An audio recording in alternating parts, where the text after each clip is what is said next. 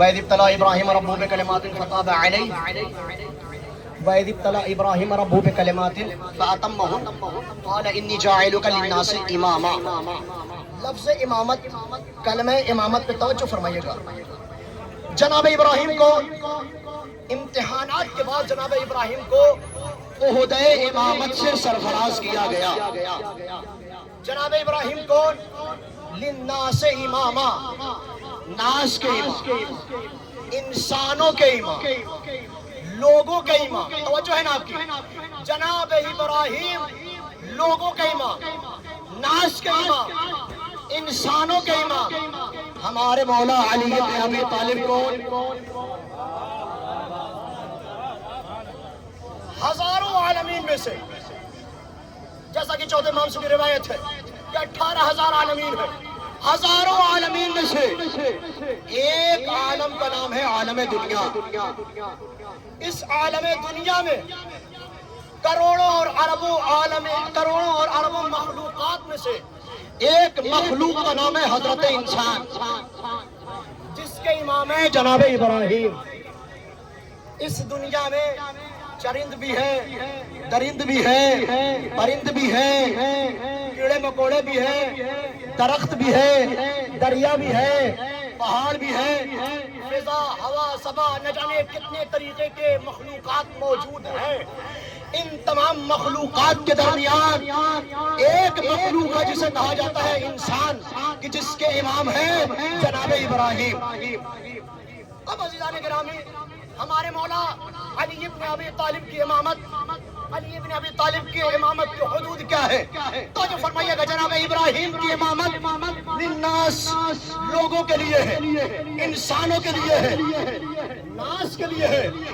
اب عزیزوں، مولا امیر المومنین کی امامت قرآن مجید کی 3 آیات سے ثابت کروں گا۔ قرآن مجید کی 3 آیات سے ثابت کروں گا، توجہ فرمائیے گا۔ سب سے پہلی آیت، انما ولیکم اللہ ورسولہ والذین آمنوا الذین یقیمون الصلاۃ ویؤتون الزکاۃ وهم راکعون۔ تمہارا ولی اللہ ہے، اس کا رسول ہے، اور وہ کہ جو صاحب ایمان ہے، نماز ادا کرتے ہیں اور حالت رکوع میں زکوٰۃ دیتے ہیں۔ یہ 3 صفات کے مالک جسے اس آیت کا مصداق کہا گیا۔ آپ تمام تفاسیر تسنن و تشیع کو اٹھا کر ملاحظہ کر لیں، سب کا اس بات پہ اتفاق ہے، اجماع ہے کہ اس آیت میں صرف اور صرف علی بن ابی طالب مراد ہے۔ تمہارا رسول اللہ ہے، تمہارا ولی اللہ ہے، اس کا رسول ہے، اور وہ ہے کہ جو ان 3 صفات کا مالک ہے۔ والذین آمنوا الذین یقیمون الصلاۃ ویؤتون الزکاۃ وهم راکعون۔ اور عزیزوں، اس آیت میں اگر ہم ملاحظہ کریں تو 3 مرتبہ واو آیا ہے، واو عطف۔ اس کا حکم کیا ہے؟ نحوی اعتبار سے اس کا حکم یہ ہے، اس کے ماں بعد کا وہی حکم ہوگا کہ جو اس کے ماں سبق کا ہے۔ بالکل سیم وہی حکم ہے اس کے واو کے ماں بعد کا جو واو کے ماں سبق کا ہے۔ میں نے یہ آپ سے کہا کہ جاء زید و علی، زید اور علی آئے، تو اس میں اسی طریقے سے یہ نہیں ہوگا تقدم و تاخر اور ترتیب، نہ اس میں فا آیا ہے نہ ثم آیا ہے، بلکہ واو آیا ہے جو صرف اور صرف یہ بیان کرتا ہے کہ اس کے ماں بعد کا وہی حکم ہے کہ جو اس کے ماں سبق کا ہے۔ عزیزان گرامی، آیت میں 3 مرتبہ واو آیا ہے، واو عطف، جو یہ بیان کرتا ہے کہ جو ولایت اللہ کی ہے، جتنی ولایت اللہ کی ہے، جہاں تک ولایت اللہ کی ہے وہ ولایت رسول کی ہے، اتنی ولایت رسول کی ہے، وہاں تک ولایت رسول کی ہے۔ اور جو ولایت رسول کی ہے، جہاں تک ولایت رسول کی ہے، جتنی ولایت رسول کی ہے اتنی ہی ولایت، وہاں تک کی ولایت اس کی ہے کہ جو یہ 3 صفات کا مالک ہے۔ اب عزیزان گرامی، انما ولیکم اللہ ورسولہ والذین آمنوا الذین یقیمون الصلاۃ ویؤتون الزکاۃ وهم راکعون. توجہ فرمائیے گا، حصر بھی ہے، انما ادات حصر بھی استعمال ہوا ہے. فقط اور فقط یہ ہے، واو عطف نے یہ بیان کیا کہ ان سب کا حکم ولایت سیم ہے، ایک ہے، سب کا حکم ولایت ایک ہے. توجہ فرمائیے گا، جتنی ولایت، جہاں تک ولایت، جو ولایت اللہ کی وہی رسول کی وہی علی کی. اب عزیزوں، کیسے یہ ثابت ہو، کیسے یہ بیان ہو کہ کتنی ولایت اللہ کی ہے، کہاں تک ولایت اللہ کی ہے، کون سی ولایت اللہ کی ہے. قرآن مجید کی آیات کو ہم نظر کریں گے. میں نے کہا تین آیتوں سے میں آپ کے اوپر امامت کو ثابت کروں گا، امامت کا استدلال کروں گا. اب دوسری آیت کو ملاحظہ فرمائیے. ہم اور آپ ہر روز کم از کم 10 مرتبہ اس آیت کو پڑھتے ہیں. بسم اللہ الرحمن الرحیم، الحمدللہ رب العالمین. تمام تعریف ہے اس اللہ کی جو عالمین کا رب ہے. توجہ فرمائیے گا عزیزوں، یہ بار بار آتا جاتا رہے گا لیکن آپ کی توجہ میری طرف ہونی چاہیے. الحمدللہ رب العالمین، تمام تعریف ہے اس اللہ کی جو عالمین کا رب ہے. عالمین ہے حالت جرم، اس کا حالت رفع کا وہ عالمون. اس کا مفرد کیا ہے؟ عالم. عالم یعنی ایک دنیا، عالم دو دنیا. نہ ایک دنیا کی بات ہو رہی ہے، نہ دو دنیا کی بات ہو رہی ہے. جو کلمہ آیا ہے وہ عالمین کا آیا ہے. الحمدللہ رب العالمین، تمام تعریفیں ہیں اس اللہ کی جو عالمین کا رب ہے. اس کا مطلب یہ ہے کہ اللہ کی ربوبیت ایک عالم کے لیے نہیں ہے، دو عالم کے لیے نہیں ہے، بلکہ عالمین کے لیے ہے. اب عزیزان گرامی، تیسری آیت اور اس کے بعد آپ کو نتیجہ پیش کروں گا. آیت نے پڑھ کے سہارا دیا، وَمَا أَرْسَلْنَاكَ إِلَّا رَحْمَةً لِّلْعَالَمِينَ. ہم نے آپ کو رسول بنا کے نہیں بھیجا، ہم نے آپ کو مبعوث برسالت نہیں کیا، مگر یہ کہ عالمین کے لیے رحمت بنا کر. توجہ ہے نا آپ کی، وَمَا أَرْسَلْنَاكَ إِلَّا رَحْمَةً لِّلْعَالَمِينَ. رسول کی رسالت کا جب اعلان ہوا تو عالمین کے لیے، اللہ کی ربوبیت کا بھی جب اعلان ہوا تو عالمین کے لیے. اب عزیزوں، جملے پہ توجہ فرمائیے گا. جو ولایت اللہ کی ہے وہی رسول کی ہے، جو ولایت رسول کی ہے وہی علی کی ہے. اب جس عالمین کا رب اللہ ہے، جس عالمین کا رسول محمد ہے، اسی عالمین کے امام.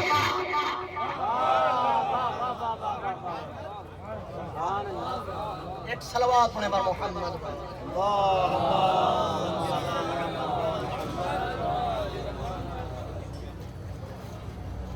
ارشاد رب العزت، وَإِذِ ابْتَلَىٰ إِبْرَاهِيمَ رَبُّهُ بِكَلِمَاتٍ فَأَتَمَّهُنَّ قَالَ إِنِّي جَاعِلُكَ لِلنَّاسِ إِمَامًا.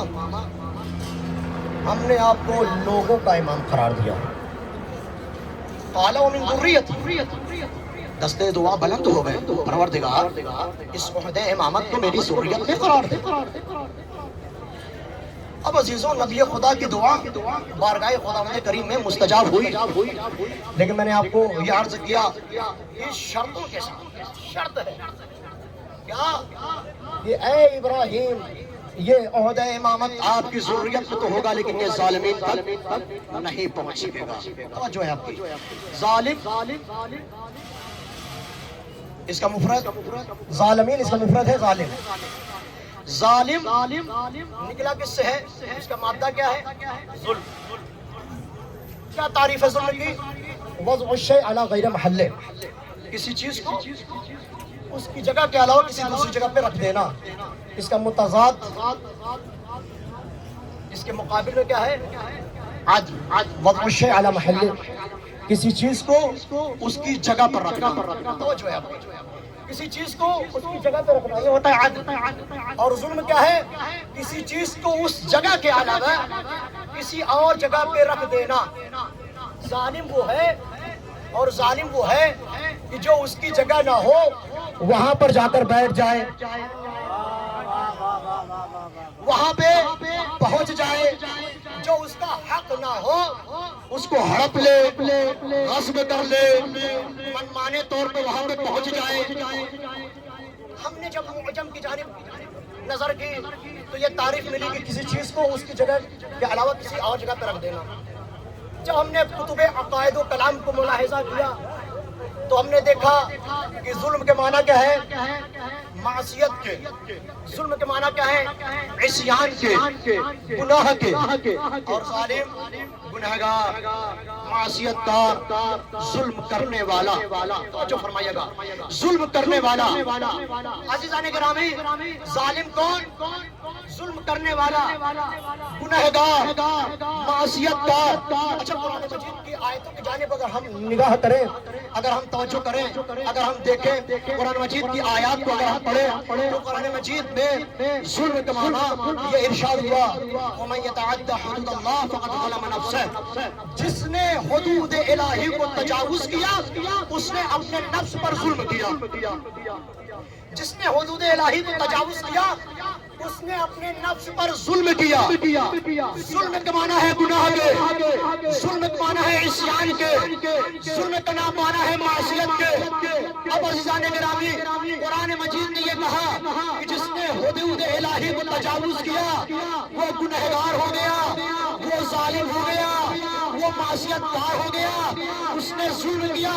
اب سب سے بڑا گناہ کیا ہے؟ سب سے عظیم گناہ کیا ہے؟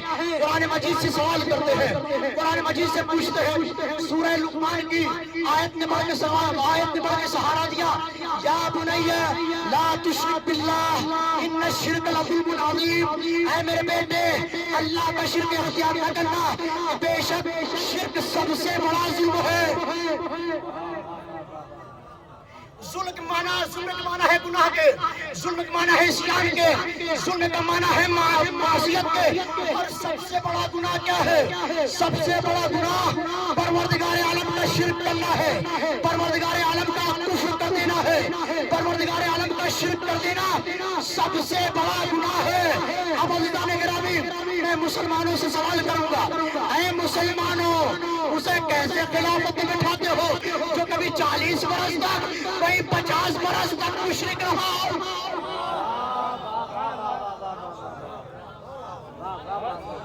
جب گنہگار، جب ظالم، جب ایک معصیت کار اس عہدے پر نہیں پہنچ سکتا، عہدے خلافت اس کو نہیں مل سکتا، کہ جو سب سے بڑا گنہگار ہو، جو سب سے بڑا معصیت کار ہو، اسے یہ عہدہ امامت کیسے مل سکتا ہے؟ عزیزان گرامی، لیکن مسلمانوں نے، توجہ فرمائیے گا اس جملے پہ، لیکن مسلمانوں نے بڑے بڑوں کو تخت خلافت پہ لا کے بٹھا دیا، بڑے بڑوں کو یہاں پہ آ کے بٹھا دیا، تخت خلافت پہ لا کے بٹھا دیا، جگہ دے دی۔ عزیزان گرامی، چونکہ میں نے آپ سے کہا تھا کہ علم کلام میں معصیت کا، ظلم کا معنی کیا ہے؟ علم کلام میں، علم عقائد میں۔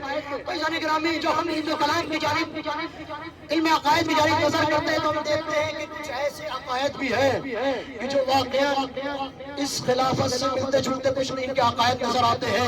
ہم نے جب دیکھا کچھ روایات یہاں یہ کہتی ہے کہ ہر یوم الخمیس، ہر لیلۃ الجمعہ اللہ خچر پہ سوار ہو کے، گدھے پہ سوار ہو کر اس دنیا میں آتا ہے اور پوری کائنات کو ملاحظہ کرتا ہے، دیکھتا ہے۔ اب عزیز و توجہ ہے نا کی، کچھ لوگ ایسے ہیں کہ جو اس خلافت پر بڑے بڑوں کو لا کے بٹھا دیتے ہیں۔ تو میں ایک جملہ کہنا چاہتا ہوں، جو قوم، جو مذہب اپنے اللہ کو گدھے پہ سوار کر دے، وہ اگر گدھوں کو تخت خلافت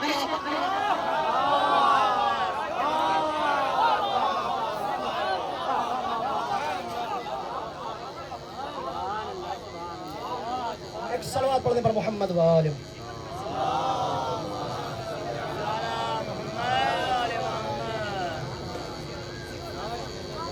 وَإِذِ ابْتَلَىٰ إِبْرَاهِيمَ رَبُّهُ بِكَلِمَاتٍ فَأَتَمَّهُنَّ قَالَ إِنِّي جَاعِلُكَ لِلنَّاسِ إِمَامًا قَالَ وَمِن ذُرِّيَّتِي قَالَ لَا يَنَالُ عَهْدِ الظَّالِمِينَ۔ یہ عہدہ امامت ظالمین تک نہیں پہنچے گا، آپ کی ذریت میں تو ہوگا لیکن ظالمین تک نہیں پہنچے گا۔ عزیزان گرامی، میں نسل کی، جیل کی، جنریشن کی بات کر ہی نہیں رہا ہوں کہ کس کا نسب کہاں تک پہنچا، کس سے ملا، کن لوگوں نے گڑھ کر وضع کر کہاں تک پہنچا دیا۔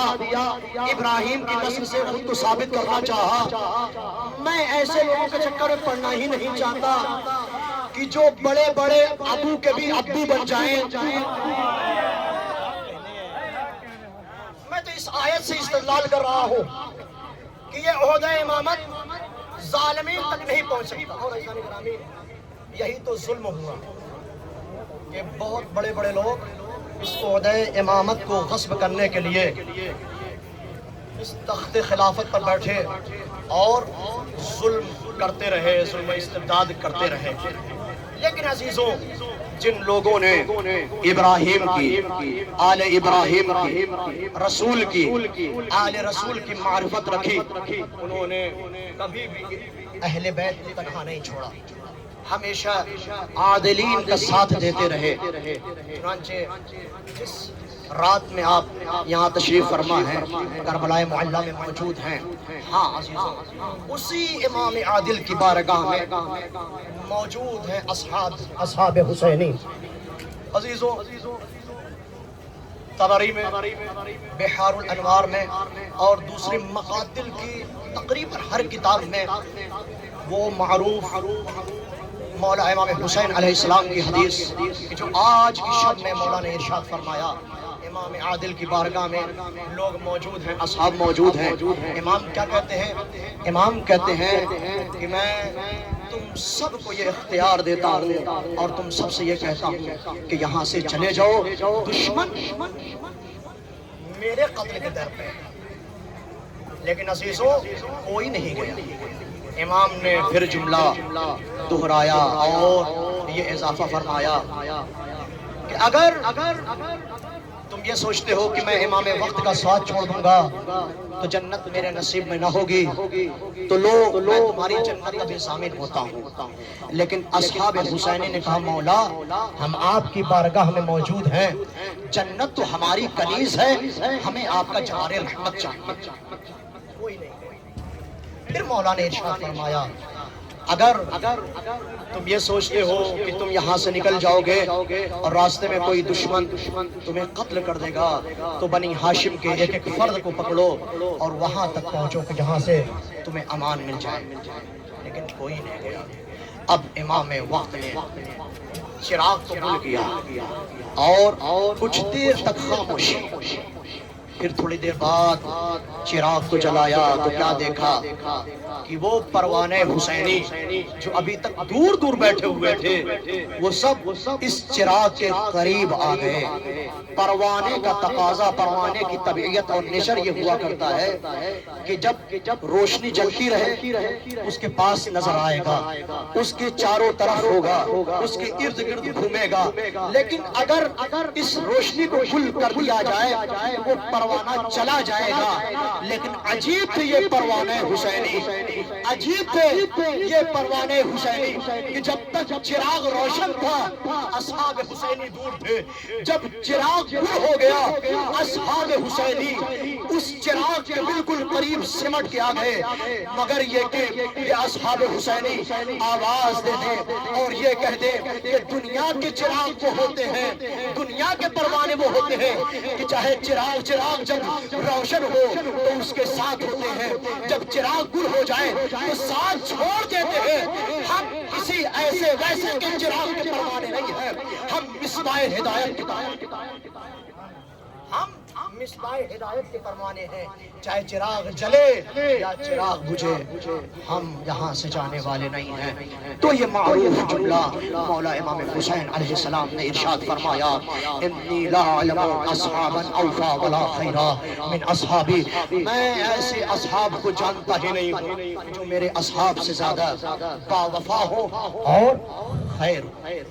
عزیزوں، مولا امام حسین علیہ السلام نے اپنے نانا رسول اللہ کا بھی زمانہ دیکھا، اصحاب کی وفاداری دیکھی، اصحاب کی غداری دیکھی، اپنے بابا علی مرتضیٰ کا بھی زمانہ دیکھا، اپنے بھیا حسن مشتبہ کا زمانہ دیکھا ہے، لیکن عزیزان گرامی اس کے باوجود مولا کا اپنی زندگی کی آخری شب میں یہ جملہ کہنا اس بات کی دلیل ہے، اس بات کی سند ہے، اس بات کی واضح برہان ہے کہ دیکھو وہ اور لوگ ہوا کرتے ہیں کہ جن کی تعریف عوام کرتی ہے، ہم اور ہوتے ہیں کہ جس کی تعریف امام۔ انی لا علم اصحابا اوفا ولا خیرا من اصحاب۔ مولا نے دعائیں دی، سب کے سب مفترق ہو گئے، جدا ہو گئے۔ دوسری روایات مقتل خوارزم میں، مقتل لہو اور دوسرے مقاتل میں تحریر ہے۔ مولا امام حسین صلی اللہ علیہ وسلم خیمے میں تشریف لے گئے، خیمے میں جانا تھا کہ جناب زینب اولیاء مقام سے ملاقات ہوئی۔ جناب زینب اولیاء مقام نے اپنے بھائی حسین سے یہ کہا، اے میرے بھیا کیا آپ نے اپنے اصحاب کو خوب پرکھ لیا؟ روایت یہ کہتی ہے کہ جناب نافع ابن ہلال نے یہ جملہ سن لیا، فوراً حبیب ابن مظاہر کی بارگاہ میں پہنچے اور اس جملے کو حبیب ابن مظاہر سے نقل کیا۔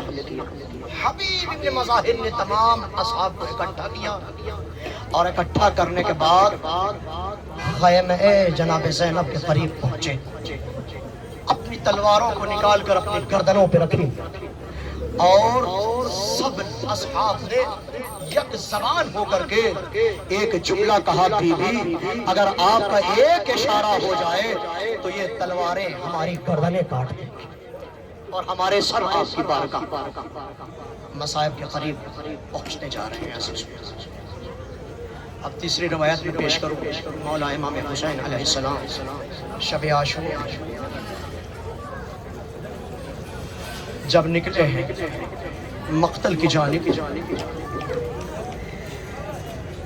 تو ایک آہٹ کو محسوس کیا۔ مولا نے پیچھے مڑ کے دیکھا تو کیا دیکھا کہ نافع ابن ہلال موجود ہے۔ مولا نے کہا اے نافع میں چاہتا ہوں کہ اکیلا جاؤں اور مقتل میں نگاہ کروں۔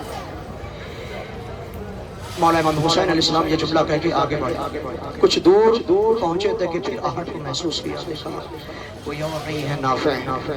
مولا کہتے ہیں اے نافع کیا میں نے تم سے نہیں کہا تھا کہ تم دور ہو جاؤ، چلے جاؤ؟ نافع کہتے ہیں مولا اس مقتل میں اور اس قتال کی جگہ پر مجھے یہ ڈر لگ رہا ہے کہ کوئی آپ پر حملہ نہ کر دے، اس لیے میں آپ کے ہمراہ ہو گیا۔ اچھا نافع ساتھ میں بلایا، قریب کیا اور اس کے بعد کہا اے نافع میں تم سے ایک جملہ میں ایک بات کہنا چاہتا ہوں۔ عزیزوں تنہائی کا عالم ہے۔ میں نے آپ کو ایک روایت بیان کی نا کہ اصحاب حسینی تمام کے تمام ایک مجمع میں اکٹھا تھے، ایک جگہ پر تھے۔ امام حسین نے کہا جس کو جانا ہے چلا جائے۔ بعض دفعہ جب مجمع میں کوئی بات کہی جائے اور ایک ایسی بات ہو کہ جس میں کوئی بھی انسان اپنی ذلت محسوس کرے یا شرم محسوس کرے تو اس بات کو ایکسپٹ کرنے قبول کرنے سے گریز کرتا ہے، لیکن اگر وہی بات تنہائی میں کہی جائے تو شاید قبول کر لے۔ امام حسین علیہ السلام نے نافع کا ہاتھ پکڑا اور تھوڑی سی دور پہ لے کر کے کہے جہاں پر اندھیرا ہے کوئی دکھائی نہیں دیتا۔ نافع سے مولا امام حسین نے کہا اے نافع یہاں پہ کوئی اور نہیں ہے، بس تم اور میں ہوں، تمہاری جنت کا ضامن میں ہوں، نافع یہاں سے چلے جاؤ۔ نافع مولا کے قدموں میں گر پڑے، مولا واہ مجھ پر اگر میں آپ کا ساتھ چھوڑ دوں، مولا اگر مجھے 70 مرتبہ قتل کیا جائے پھر مجھے جلا دیا جائے، میری خاکستر کو اڑا دیا جائے اور مجھے پھر زندہ کیا جائے تو آپ کی مدد سے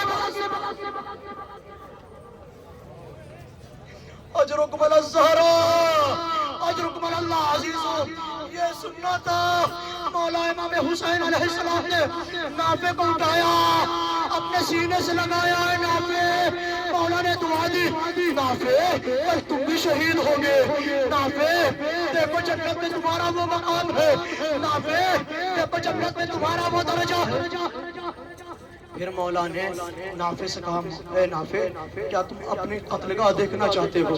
تم دیکھنا چاہتے ہو کہ کل کربلا کے میدان میں تم کس جگہ پہ شہید ہوگے؟ ہاں مولا میں وہ جگہ دیکھنا چاہتا ہوں۔ نافع آؤ ادھر ہو، نافع میں تمہیں ایک ایک جگہ دکھلاتا ہوں۔ نافع یہ وہ مقام ہے جہاں پر حبیب ابن مظاہر شہید ہوگے۔ جناب نافع کہتے ہیں حبیب آپ کو مبارک۔ اے نافع دیکھو یہ وہ مقام ہے جہاں پر مسلم بن عوف جائے شہید ہوں گے۔ نافع سنتے جاتے ہیں، اے نافع تمہیں بھی شہادت مبارک، تم بھی اس جگہ پر شہید ہوگے۔ اصحاب کے مقام شہادت کو بیان کرتے کرتے ایک مرتبہ مولا کہتے ہیں، نافع ذرا غور سے سنو، یہ وہ مقام ہے جہاں پر قاسم کے ٹکڑے نافع یہ وہ مقام ہے جہاں پر محمد شہید ہوں گے۔ نافع پھر صرف تم شہید نہیں ہوگے، صرف بوڑھے شہید نہیں ہوں گے، نافع صرف جوان شہید نہیں ہوں گے، نافع صرف اطفال شہید نہیں ہوں گے، نافع کربلا کے میدان میں وہ جگہ بھی ہے جہاں پر تیرا ششما عبداللہ رسول اجرکم اللہ اجرکم الزہراء، خدا ان آنسوؤں پہ رحم فرمائے، ان آوازوں پہ اپنا کرم فرمائے۔ اے میرے عزیزوں، اے مولا کے عزاداروں، شب عاشورہ نہ جانے کون اگلے برس اس شب کو ترک کرے، آنسوؤں کا نذرانہ رومال زہرا میں تبرک کے طور میں پیش کرو، یہی آنسو مولا کے زخموں کو عزیزوں۔ پھر مولا امام حسین علیہ السلام بیان کرتے، نافع اس مقام پر عباس کے بازو نافع یہ مقام ہے جہاں پر علی اکبر کے سینے میں لگے گا۔ اس کے بعد نافع کہتے مولا ایک گوشہ ہے، ایک نشیب ہے جہاں پر میں سن رہا ہوں کہ ایک بی بی بیان کر رہی ہے، آواز گریا بلند، نافع نظروں کو جھکا لو، یہ کوئی اور مقام نہیں ہے، یہ وہ جگہ ہے جہاں پر تیرا شبہ ملعون کے 11 ضربوں سے ذبح کیا جائے گا۔ نافع اس وقت کوئی اور نہیں ہوگا بلکہ میری مادر گرامی اپنی آغوش میں لیے ہوگی اور یہ بیان کر رہی ہوگی، آئے میرا حسین اجرکم اللہ اجرکم الزہراء۔ بس میری مجلس تمام عزیزوں، اختتام کے آخری جملے ہاں عزیزوں، کربلا کا میدان ہے، روز عاشور ہے، عصر کا ہنگام ہے کہ وہ وقت بھی آیا حسین نے سب کو ودا کیا۔ روایات یہ کہتی ہے کہ مولا امام حسین علیہ السلام نے سب کو جب سلام کیا تو مولا امام حسین علیہ السلام جناب زینب کے خیمے میں پہنچے۔ بس آخری دو روایات اور زمان تمام۔ جناب زینب کے خیمے میں پہنچے، کیا دیکھا؟ زینب گریہ کر رہی ہے، رو رہی ہے، آنسو بہا رہی ہے۔ دوسری روایت میں ملتا ہے کہ مولا سید سجاد فرماتے ہیں کہ میری مادر میری پھوپھی اماں زینب سلام اللہ علیہا میرے خیمے میں تھی کہ مولا تشریف لائے، آقا تشریف لائے، ودا کو آئے اور اپنی شہادت کی خبر دی کہ اتنے میں جناب زینب تماچے مارنا شروع کر دیتی ہے، گریبان چاک کر لیتی ہے، وہ حسینہ کہہ کے رونے لگتی ہے کہ اتنے میں بے ہوش ہو جاتی ہے۔ عزیزوں کچھ دیر کے بعد جو ہوش آیا تو مولا امام حسین علیہ السلام نے کہا ہے میری بہن صبر کریے.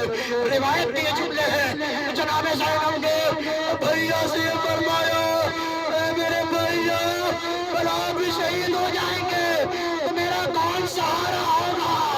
امام حسین علیہ السلام نے فرمایا اے میری بہن کیا آپ کو یاد نہیں ہے میرے جد اور آپ کے جد نانا بھی چلے گئے, بابا بھی شہید ہو گئے, ماں فاطمہ بھی گزر گئی, حسن بھی شہید ہو گئے, میں بھی ویسے ہی شہید ہو جاؤں گا. زینب یہ کہتی ہے جب نانا گئے تو بابا موجود تھے, میں نے صبر کر لیا.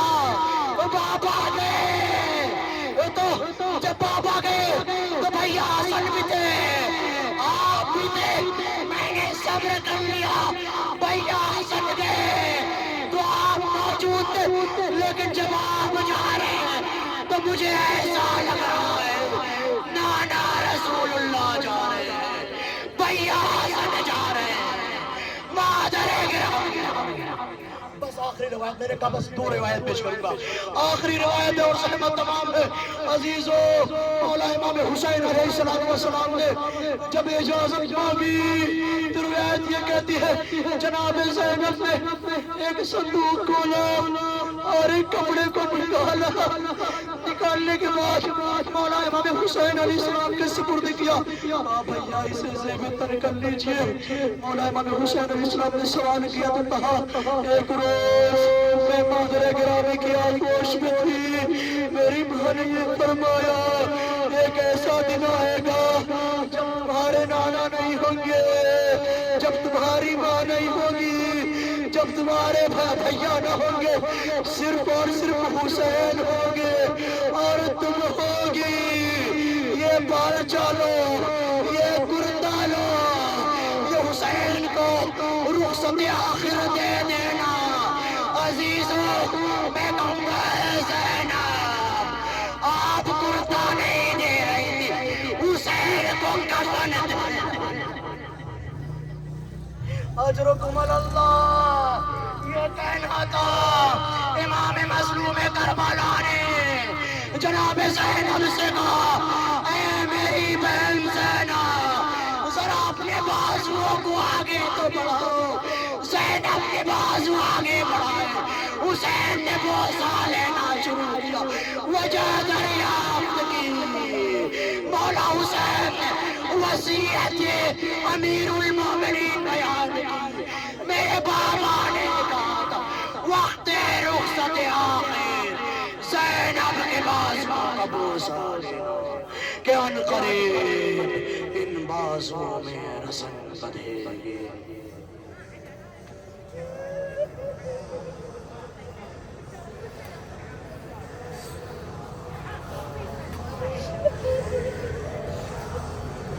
انا للہ و انا الیہ راجعون.